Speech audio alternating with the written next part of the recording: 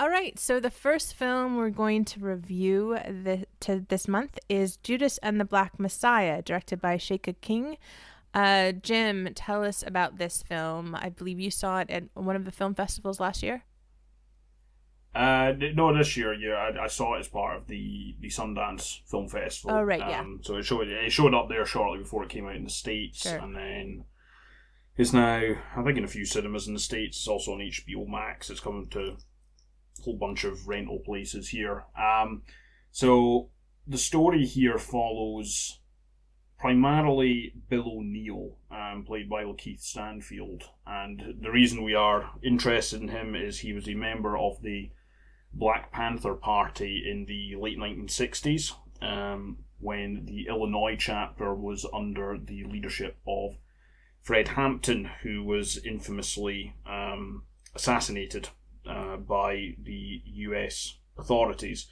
And basically this happened with the aid of Bill O'Neill, who is acting as an informant for the FBI. So Lakeith Stanfield plays Bill O'Neill, who is recruited by FBI agent, I think it's Roy, the character's name, but that's played by Jesse Plemons, who you'll know from various things, probably most famously Breaking Bad and El Camino, the follow-up to that.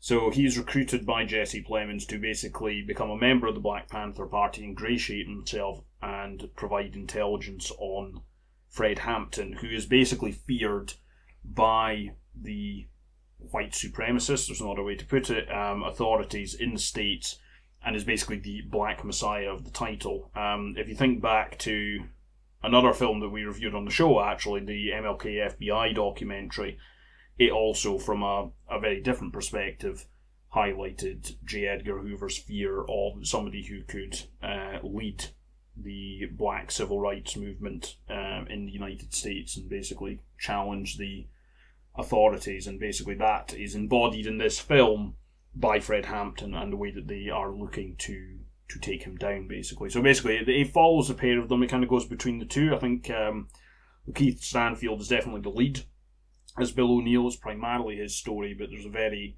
very prominent supporting role is Daniel Kaluuya as Fred Hampton, and also his partner, played by Dominique Fishbach as well, is also a prominent role in the film. So basically it just follows that story and through to its very, I don't think it's a spoiler, it's a very tragic and infamous conclusion, and the impact that has on all the people involved. Great. So what did everybody think of this film? Steph, I'm curious what you thought. Yeah, I really enjoyed this film. It was something that I was quite excited to see, so I've been waiting for it to sort of come out over here as such. So it was something, because we've had a few kind of really pinnacle political pieces over the last couple of years, especially with the BLM movement and such, and like that. And we have a lot of different moments in cinema that are kind of emotionally charged, trying to capture these places in history that we're just sort of beginning to navigate and revisit. And I think that, the one thing that kind of came to mind when I was watching this is going back to, I think, the Sorkin film, The Trial of the Chicago 7, and the difference between what I think Sheikha King has done here, which is kind of immersing yourself within history instead of just retelling it and recalling it as it was. I think there's a difference in that kind of landscape of cinema. I think it's one of those things when you recall the Black Panthers and activists like Fred Hampton, you have a kind of very keyhole image into what that kind of was. It's straight from the history textbooks into what's kind of fed through different political channels. And I think what is done so well in this film is that you get to see all these dimensions of Fred's character and the people around him that sort of incorporated and brought this movement to the revolutionary standpoint that it was during the 60s. So I think it's very good character-driven film. I think the performances as well, when you have people when you have people like Daniel Kaluuya and stuff, and Jesse Plemons as well, you already know there's going to be quite a dynamic force in the cast, and they're definitely very much powerhouse actors that are very dynamic on screen. So you've already got something to make a very intriguing character driven film, especially when I think it does kind of test the boundaries of, especially with the character of O'Neill, what you can lose in the way that you kind of try and save yourself through these ways. The way that O'Neill wants to is sort of a 2-bit crook who has the chance to kind of get rid of his sentence that he's facing if he works as an informant, and how that kind of the self-serving aspects of this character become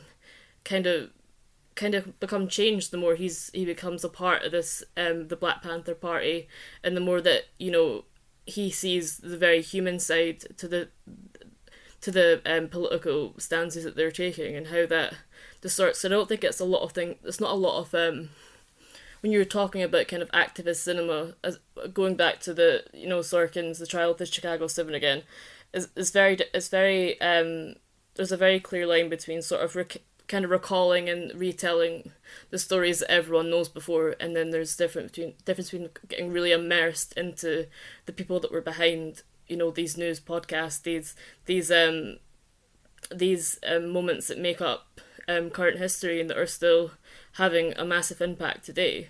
Yeah, I really, really liked it. It's a very strong film driven by these terrific performances of the two lead actors, or lead and supporting. Really driven by this contrast between the calm, charismatic, statesman-like Fred Hampton, played by Kaluuya, and the more twitchy, hot-headed Stanfield, and that contrast between these two figures really drove the film for me. And to sort of echo what Steph said, I was most struck by how remarkable it is that this film exists as a big-budget studio Hollywood film that talks about the socialist and communist foundations of the Black Panther Party and those explicitly political aims, as well as getting into the film's explicit criticism of the role of the police as a sort of repressive state apparatus, the role of the FBI in attempting to suppress the Black Panther Party and the civil rights movement more generally. And it's remarkable to see that kind of political engagement in a studio film like this that's a hot contender for awards season.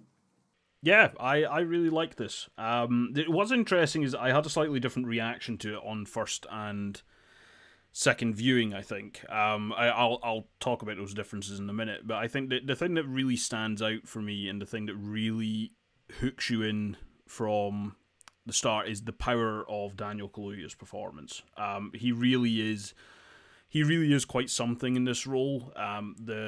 The kind of the power and the charisma he brings to, particularly when Hampton is addressing groups of people, is quite remarkable. And it has that same sort of intensity that, to me, it had the same sort of intensity to it that another role of his, which curiously I don't think at the time I remember him getting a huge amount of plaudits for, was actually Widows, Steve McQueen's film, where he had a supporting role there.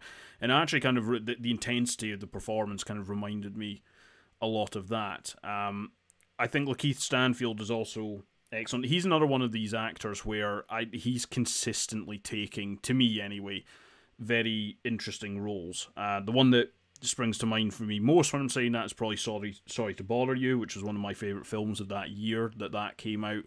But even kind of like the lighter roles he's taken in things like Knives Out and things like that. He's a very engaging presence. One that I want to talk about a bit more, and I think this is one of the things that stood out to me, particularly on the second viewing, is Dominique Fishbach's supporting role. And I actually think it is a crucial role because it balances the presentation of Hampton, and it basically kind of, I don't want to say humanizes, right, because it's not that he's kind of like this iconic figure in other scenes. Like, he is given other opportunities to interact with people on a human level, but it's more the idea that it kind of hammers home the idea that this was just a guy. And if there's anything that's lost in the film, it's maybe how young these guys were, right? Because it comes up at the end of the film that Hampton, at the time that we're seeing a lot of this happen, he was 21 years old. I mean, we're talking about a very young man. But that's what he was. He was a man. You know, he had hopes, he had aspirations, he had a personal life, and I think that's something which that role, that role existing, brings to the fore in the film. But I think the chemistry and the real connection that Dominique Fishbach develops in that role makes that pretty crucial. I do have some small criticisms of the film, though, and this maybe came through more on second viewing. What I will say is when Daniel Kaluuya is not on screen, he loses a bit of energy for me. I think there are a number of segments that don't for me move particularly organically. You know, there's certain things around other members of that local chapter that there are certain elements around other members of that local chapter that I think occasionally lag a little bit, and I think they could have been tightened up a bit. The film is just over 2 hours long. I think it probably could have moved at a slightly brisker pace at points, and I think you feel that more when Daniel Kaluuya is not on screen. It's a minor criticism, because I do think it is an extremely powerful piece of filmmaking, and I think the actual filmmaking as well adds to that. But if I had anything that I would criticize about the film, I think I would say that. So yeah, I actually wanted to pick back up where Simon says that, you know, this is really truly you know, a Hollywood film, at least the way it feels when you're, you know, when the budget, the, you know, the amount of production value, and, you know, the way the film is clearly you know, produced. But it's an incredible Hollywood film, and I think we do spend a lot of time with art house films and international, you know, like films from all over, and which we love, documentaries.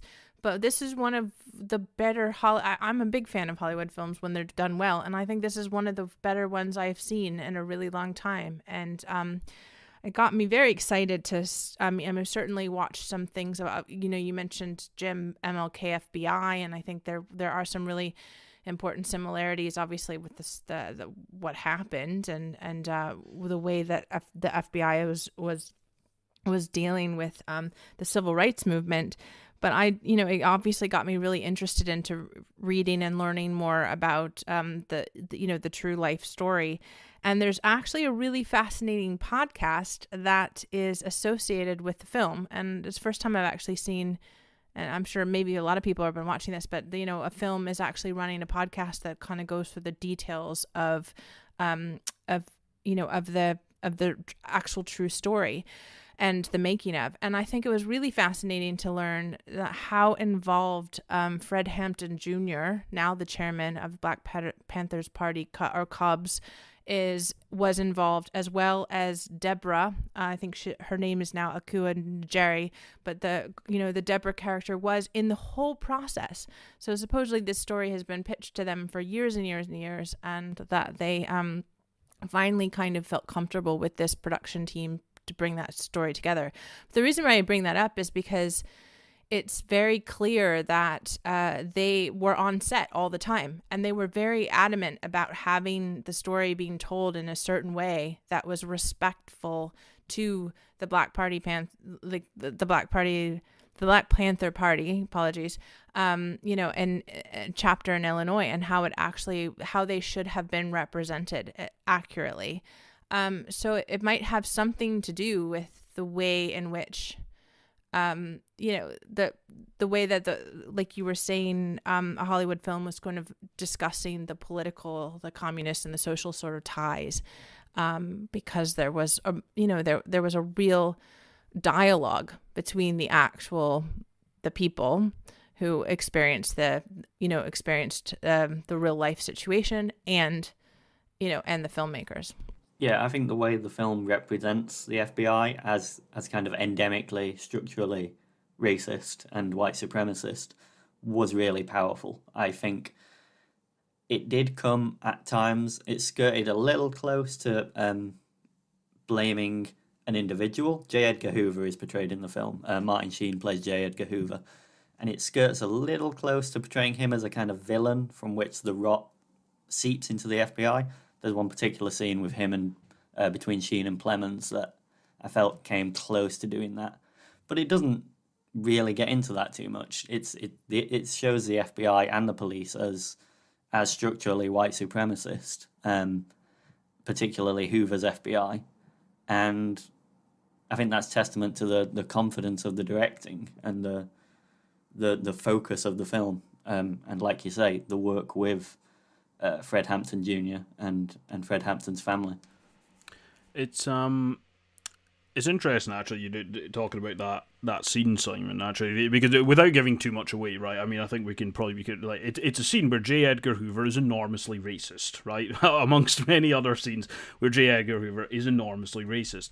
I think what that scene does, and I think this is something the film does extremely well in terms of Jesse Plemons' character and his interaction with other members of the FBI, and even in some of the dialogue that he says to the Bill O'Neill character, is racism comes in different flavors, basically, right? You have the kind of the overt bigotry that J. Edgar Hoover displays in this film, but then you've got that in some ways just as bad version that is displayed by Jesse Plemons' character, where you can tell he is uncomfortable with what Hoover is saying, but at the same time he is all too happy to avail himself of the benefits of him being a white member of that organisation. And it's not so much that he is, with the odd exception here and there, which is obviously without using slurs, is racist.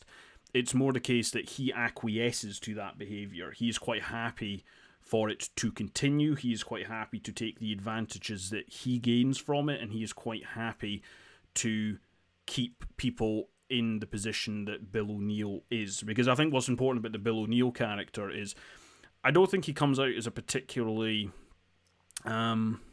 likeable character, and I think his treachery, for want of a better word, is shown to be that. But I think what's important about it is he is shown to be a little conflicted at points, and it's not so much that he is solely trying to advance himself, although that's obviously something that comes through in the film. It does go to lengths to show the oppressive structures that he is working within. It is more so that the organizations in the film, represented by Jesse Plemons,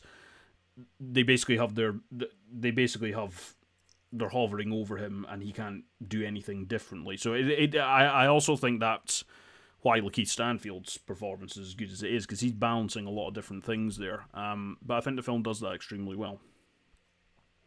Yeah, I agree. I think in that Lakeith Stanfield role, I did think he did an excellent job. And as you say, it's not necessarily a positive portrayal of the real life character, but also you could see his torment about the situation occasionally, or how he's kind of gotten himself into it. I do have to say, Martin Sheen's makeup, did anyone feel that was just a bit too much? It was so distracting. He's got extensive prosthetics, and I couldn't quite take it seriously. This is what I mean by it coming close to portraying him as sort of cartoonishly villainous. Yeah. Because he looks like a cartoon. Yeah, I did find myself wondering, why did you put Martin Sheen in that role? You could have picked somebody who looked vaguely more like Hoover. I mean, he's in it for all of about, I think it's maybe I think he's only in it 3 times, and 2 of them are actually kind of cuts across basically what is the same scene in a lecture hall or something. Yeah. I don't know but no, I agree, that was a bit distracting. And it's the first scene, and I'm just if that costume person, or makeup person, gets nominated, I might vote no. But yeah, no, fantastic film. I look forward to seeing it again as well. But yes, so Judas and the Black Messiah, available online everywhere. Just type it into Google, you'll find it.